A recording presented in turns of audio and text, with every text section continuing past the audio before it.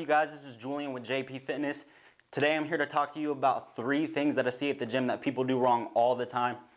They can be fixed pretty easily if you know that they are going on, but usually it's people just not planning ahead to fix these problems. Starting off with number 1, you've probably seen this a lot in YouTube videos or in general. People at the gym may tell you, oh, go all the way down, go all the way down. It's range of motion. That is one of the biggest problems that I always see at the gym. And most of the time, or actually not most of the time, I would say about the majority of the time though, is that people do not go all the way down. That is the biggest problem. For example, with bicep curls, people usually start off all right, but after the first rep and when it starts to get harder is when people mess up. For example, they go up and they stop maybe about right here.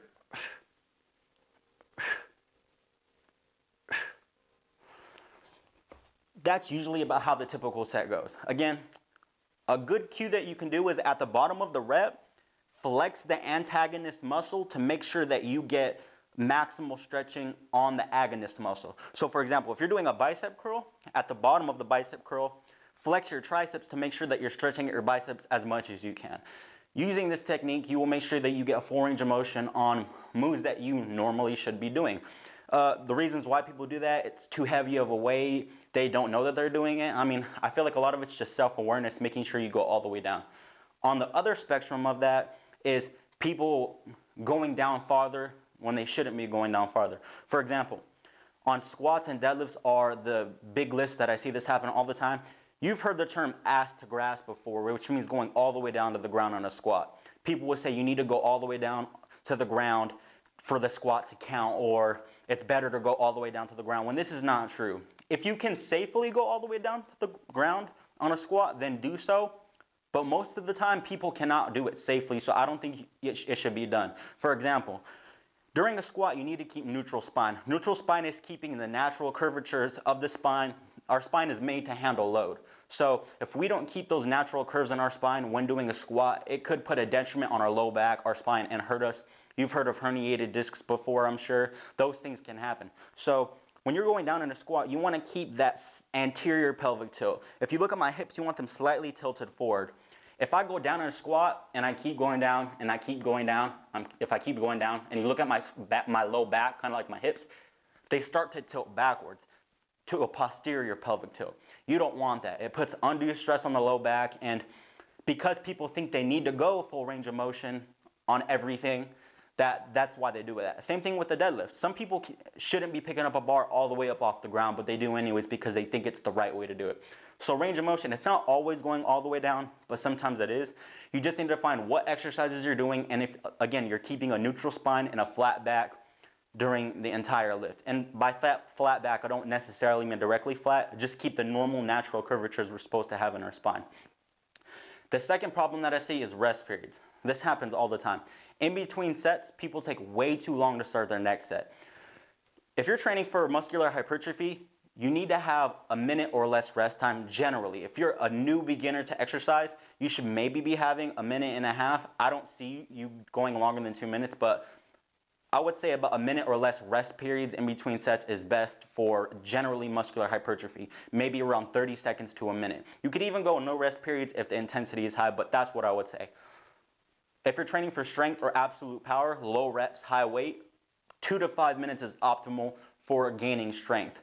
Reason being is if you start a set earlier than 2 minutes, if you're training strength is your 1 rep max. If you're training low reps, high weight, low reps, high weight, then if you're going below, let's just say a minute or 45 seconds, you're going to be kind of tired to even hit that next set. You're not going to be able to lift a heavy weight. And under load, that's unsafe. So 1, it's unsafe, and 2, you're not going to be able to pick up a lot of weight or push a lot of weight if you're tired. That's not the goal. Strength training is a heavy demand on the central nervous system. It's not a heavy demand on the metabolic system. That's hypertrophy training or trying to gain muscle. But you need the timer set. So bring a timer, bring a stopwatch. If you're training for muscular hypertrophy, 30 seconds to a minute, make sure you time it. Same thing with strength training or absolute power training. I would definitely, that's the best case to go, time it. Or if your gym has a really good clock, you can use that too. But I would say use a timer. It's the best way to go. The third problem is the same workout plans. I see it all the time. Everyone goes to a gym. You probably see people at the gym that you've seen months ago. And eventually you kind of get a feel for what they're working out. You see them squat or you see them bench press, but they never change it. Most people that I see never change it. And when they do change it, they maybe change it around a little bit. Like they'll go from a back and chest day to back and arms or back and shoulders, which it's not enough.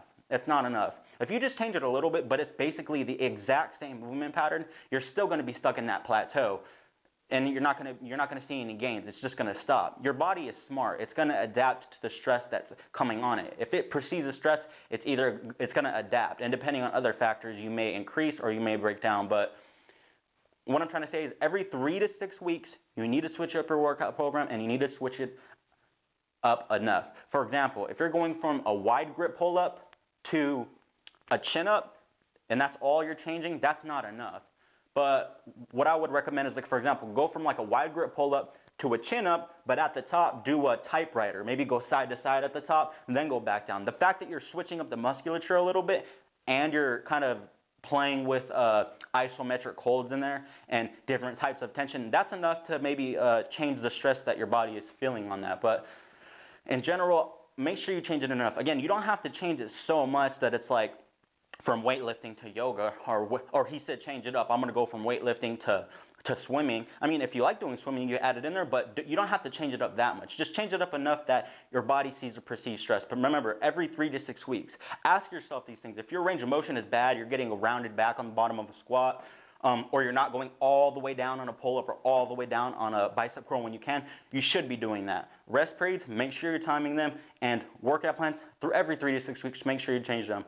Other than that, please like, share, and subscribe to this video, and make sure you're back here for the next video, because if you don't, I'm going to have to hit on my boy Scorpion. He will fuck you up. I mean, he's chopped off a few heads before, so he will do that. I'm not afraid to ask him, so make sure you come back. All right, thanks for the support. See ya.